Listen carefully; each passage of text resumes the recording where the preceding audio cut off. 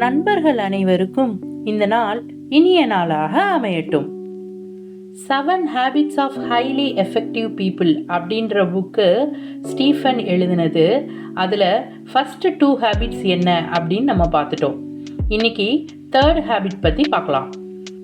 3rd habit என்னன்னா put first things first.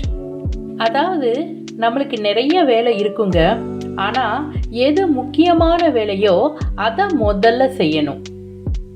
இது உங்களோட டயத்தை எவ்வளவு எஃபெக்டிவாக நீங்கள் ஹேண்டில் பண்ணுறீங்க அப்படின்றத பொறுத்து நம்மளோட கோல்ஸை சீக்கிரமாக அடைகிறதுக்கும், அதே மாதிரி எந்தவித ஸ்ட்ரெஸ்ஸும் இல்லாத ஒரு பேலன்ஸ்டு லைஃப்பை அச்சீவ் பண்ணுறதுக்கும் சப்போர்ட் பண்ணும் இந்த ஹேபிட். நம்மளே மேனேஜ் பண்ணிக்கிறது, நம்மளோட ஒழுக்கம், சுய ஒழுக்கம், அதை பேஸ் பண்ணி தாங்க இந்த ஹேபிட்டு. நம்ம habit 1 B proactive and habit 2 begin with the end in mind, இப்படி 2 ஹேபிட் பார்த்தோம் இல்லையா? அதோட ப்ராக்டிக்கல் அப்ளிகேஷன் தான் இந்த ஹேபிட் 3. இது ப்ராப்பராக நம்ம ஆர்கனைஸ் பண்ணி அதை பெர்ஃபெக்டாக எக்ஸிக்யூட் பண்ணுறது. முக்கியமான விஷயங்களை எப்படி நீங்கள் ப்ராப்பராக ஆர்கனைஸ் பண்ணி எக்ஸிக்யூட் பண்ணுறீங்க, எதுக்கு முக்கியத்துவம் கொடுக்கணும், எதுக்கு கொடுக்க தேவையில்லை அப்படின்றதெல்லாம் புரிஞ்சுக்கிறது தான் இந்த ஹேபிட் 3. சரி, இப்போ இதை எப்படி பண்ணுறது அப்படின்னு கேட்டிங்கன்னா, மொத்தம் 4 வகையாக குவாட்ரண்ட்டாக நம்ம பிரிச்சுக்கிடலாங்க.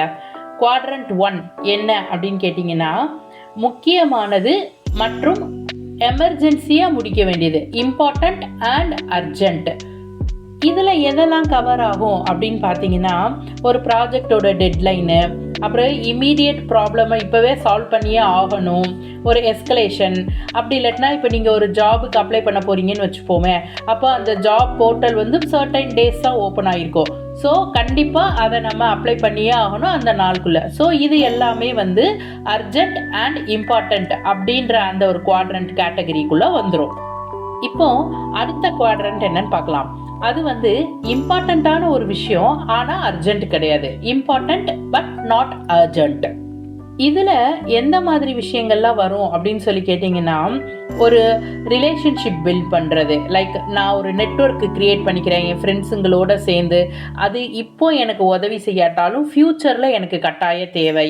ஒரு பிஸ்னஸ் பண்ணுறோம் அப்படின்னா அதுக்கு தேவையான பேஸ், அந்த ஃபவுண்டேஷன் இருக்கு இல்லையா, அதை ரெடி பண்ணுறது, என்னுடைய ஸ்கில்ஸை நான் டெவலப் பண்ணிக்கிறது, என்னோட ஹெல்த்தை இம்ப்ரூவ் பண்ணிக்கிறது, இந்த மாதிரி விஷயங்கள் எல்லாம் முக்கியமானது. ஆனால் இம்மீடியட்டாக, அதாவது அர்ஜெண்ட்டாக செய்யணும் அப்படின்ற கட்டாயம் கிடையாது.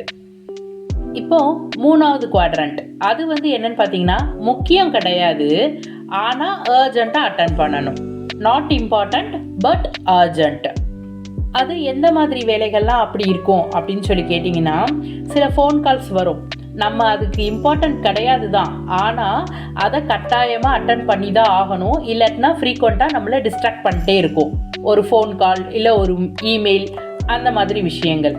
சில முக்கியமான டாஸ்க் கொஞ்சம் டைம் நிறைய எடுத்துக்கும், ஆனால் அது அவ்வளோ இம்பார்ட்டன்ட் கிடையாது. ஃபார் எக்ஸாம்பிள், டெய்லி நம்ம இமெயில் ரீட் பண்ணுறது, அந்த இமெயிலுக்கு ரெஸ்பாண்ட் பண்ணுறது, நம்மளோட கோலை அதை அச்சீவ் பண்ணாட்டாலும் அர்ஜென்ட்டாக அதுக்கு ரிப்ளை பண்ணி தான் ஆகணும், ஆனால் அது முக்கியம் கிடையாது. இப்போ 4வது குவாட்ரண்ட், அது என்னன்னு கேட்டிங்கன்னா, நாட் இம்பார்ட்டண்ட் நாட் அர்ஜென்ட். அப்படி ஒரு விஷயம் தேவையே இல்லைன்னு, நம்மளோட கோலுக்கு சம்பந்தமே இல்லாத சில விஷயங்கள், சாட் பண்ணுறது மொபைலில், ஃபோன் கால்ஸ், இமெயில்ஸ் தேவையில்லாதது, கேம் விளையாடுறது, பேசிக்கலி எதெல்லாம் நம்மளோட டயத்தை வேஸ்ட் பண்ணுமோ அந்த ஆக்டிவிட்டீஸ் எல்லாமே முக்கியமானதும் இல்லை, அர்ஜென்ட்டும் கிடையாது. அப்படிப்பட்ட விஷயங்கள்ல கேட்டகரைஸ் பண்ணிக்கலாம் நீங்கள். இதில் பார்த்தீங்க அப்படின்னா, அந்த குவாட்ரண்ட் 2 இருக்கு இல்லையா, முக்கியமானது ஆனால் அர்ஜென்ட் கிடையாது அப்படின்னு சொல்லி பார்த்தோம் இல்லையா, அந்த விஷயங்களில் நம்ம நிறைய ஃபோக்கஸ் பண்ணணும். அதுதான் நம்மளை பர்சனலாகவும் ப்ரொஃபஷனலாகவும் அடுத்த லெவலுக்கு எடுத்துகிட்டு போகும். இதெல்லாம் செய்யறதுக்கு என்ன பண்ணணும் அப்படின்னு சொல்லி கேட்டிங்கன்னா, அதாவது புட் ஃபர்ஸ்ட் திங்ஸ் ஃபர்ஸ்ட் அப்படிங்கிறத கொண்டு வரதுக்கு நம்ம என்னென்னலாம் பண்ணணும் அப்படின்னு சொல்லி கேட்டிங்கன்னா, முதல்ல நம்மளோட ப்ரையாரிட்டிஸ் என்னலாம் அப்படிங்கிறத ஐடென்டிஃபை பண்ணணும். ஒரு பிளான் போட்டுக்கிடணும். அதுக்கப்புறவு ஒரு டைம் மேனேஜ்மெண்ட் டூல் கூட நீங்கள் வச்சுக்கலாம். அதாவது டூல்னா என்னென்னா ஒரு டு டூ லிஸ்ட், இதெல்லாம் பண்ணணும் அப்படின்னு சொல்லி பிளான் பண்ணிவிட்டு அதில் எது நீங்கள் வந்து ஃபர்ஸ்ட் ப்ரையாரிட்டி, எது இம்பார்ட்டண்ட், எது நாட் அர்ஜென்ட், அந்த குவாட்ரண்ட் பேசணும் இல்லையா, 4 குவாட்ரண்ட், அந்த குவாட்ரண்ட்டுக்குள்ளே நீங்கள் எழுதி வச்சுக்கிடலாம். இன்னொரு முக்கியமான விஷயம் கூட இருக்குதுங்க. அது என்னன்னா நோ அப்படின்னு சொல்ல வேண்டிய இடத்துல அதை சொல்றது. அதாவது செட் பவுண்டரிஸ் அப்படின்னு சொல்லுவாங்க. யார் எது சொன்னாலும் நம்மளோட டயத்தை நம்ம அவங்களுக்காக செலவு பண்ணணுமா அப்படின்னா கிடையாது. உங்களுடைய கோல்ல இருந்து கொஞ்சமாக டீவியேட் பண்ணி அடுத்தவங்களுக்கு ஹெல்ப் பண்ணலாம். ஆனால் நிறைய டயத்தை அவங்க ஆக்குபை பண்ணுறாங்க அப்படின்ற இடத்துல நீங்கள் தைரியமாக துணிச்சலாக என்னால் முடியாது அப்படின்னு சொல்லலாம். அதில் தப்பே கிடையாது. ஒரு தடவையும் உங்களோட கோல்ஸை, உங்களுடைய பிளானை நீங்கள் ரிவ்யூ பண்ணி பார்த்து அது சரியாக ஒர்க் ஆகுதா அப்படிங்கிறத செக் பண்ணி பார்த்து அதை நீங்கள் வந்து ப்ராப்பராக திருப்பி கரெக்ட் பண்ணி பண்ணுறது. இப்படி பண்ணும்போது உங்களால் இந்த புட்டிங் ஃபர்ஸ்ட் திங்ஸ் ஃபர்ஸ்ட் அப்படின்ற அந்த ஹேபிட்டை ஈஸியாக அச்சீவ் பண்ண முடியும். இன்னும் சொல்லப்போனால் பெரிய விஷயங்களை எல்லாத்தையும் சின்ன சின்ன சங்க்ஸாக பிரிச்சுக்கிடலாம். ஃபஸ்ட்டு நான் இதை செய்கிறேன், அதுக்கப்புறமா அடுத்ததை செய்கிறேன் அப்படின்னு சொல்லி பெரிய விஷயத்தை சின்னதாக மேனேஜ் பண்ணக்கூடிய ஸ்டெப்ஸாக டிவைட் பண்ணி பிரேக் பண்ணி அதை செஞ்சோம் அப்படின்னா ரொம்ப ஹெல்ப்ஃபுல்லாக இருக்கும். இன்னொன்று, இந்த ஒவ்வொரு குட்டி டாஸ்க்குக்கும் ஒரு டைம் லிமிட் வச்சுக்கலாம். ஒரு நாளைக்கு நான் இந்த விஷயத்தை இவ்வளோ நேரம் தான் பண்ணுவேன், அதுக்குள்ளே செஞ்சு முடிப்பேன். அந்த மாதிரி உங்களுக்கு நீங்களே ஒரு டேபிள் போட்டு அதை ப்ராப்பராக ஃபாலோ பண்ணீங்க அப்படின்னு சொன்னால் அது சக்ஸஸ் ஆகும்போது செல்ஃப் மோட்டிவேஷனாக நீங்கள் ஃபீல் பண்ணுவீங்க. இந்த மாதிரி முக்கியமான வேலை செய்யும்போது நம்மளோட டிஸ்ட்ராக்ஷன்ஸ் இருக்குது இல்லையா, அதாவது மொபைல் ஃபோன்ஸ் இல்லை ஏதோ ஒரு நோட்டிஃபிகேஷன், அதை எல்லாத்தையுமே ஆஃப் பண்ணிட்டீங்க அப்படின்னா நீங்கள் யூஸ் பண்ணுற அந்த ஒரு 1/2 hour 45 minutes ஃபுல் ப்ரொடக்டிவிட்டியோடு உங்களால் யூஸ் பண்ண முடியும். இப்படி பண்ணுறதுனால என்ன லாபம் அப்படின்னு கேட்டிங்கன்னா நம்மளோட ப்ரொடக்டிவிட்டி இன்க்ரீஸ் ஆகுங்க.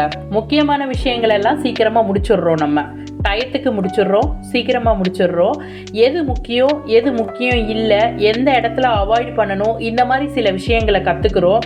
இதை ப்ராப்பராக நம்ம எக்ஸிக்யூட் பண்ணும்போது நம்மளுடைய ஸ்ட்ரெஸ் எல்லாத்தையுமே ரெடியூஸ் பண்ணிடலாம். தேவையில்லாத லாஸ்ட் மினிட்ல போய் அதை பண்ணணும், இதை பண்ணணும், அதை மறந்துட்டேன், அந்த ப்ராப்ளம் எல்லாம் சார்ட் அவுட் ஆகிடும். அதே மாதிரி நிறைய ஃபேமிலி, ஃப்ரெண்ட்ஸ், கலீக்ஸ் அவங்க கூடலாம் உங்களுக்கு டைம் ஸ்பெண்ட் பண்ணுறதுக்கு கிடைக்கும். உங்களுக்கே ஒரு ஃபுல்ஃபில்மெண்ட் ஃபீல் ஆகும். ஸோ பேசிக்கலி நம்ம கண்டிப்பாக ஞாபகம் வச்சுக்க வேண்டியது என்ன அப்படின்னு கேட்டிங்கன்னா, ஒரு விஷயத்தை எடுத்துக்கிட்டோம் அப்படின்னா அது எவ்வளோ அர்ஜென்ட், எவ்வளோ இம்பார்ட்டண்ட் இதை தெரிஞ்சுக்கிடணும். தெரிஞ்சு இதை கொண்டு போய் நம்மளுடைய 4 குவாட்ரண்ட் உள்ள அந்த ஒரு டைம் ஃப்ரேம் இருக்குது இல்லையா, அதுக்குள்ளே ஃபிக்ஸ் பண்ணி அதுக்கு தேவையான அளவு இம்பார்ட்டன்ஸை கொடுத்து ப்ராப்பராக அதை செஞ்சு முடித்தோன்னாலே நம்மளோட லைஃப்பில் நம்ம சக்ஸஸ் அடைஞ்சிடலாங்க. வெற்றி உங்களுக்கே. வாழ்த்துக்கள்.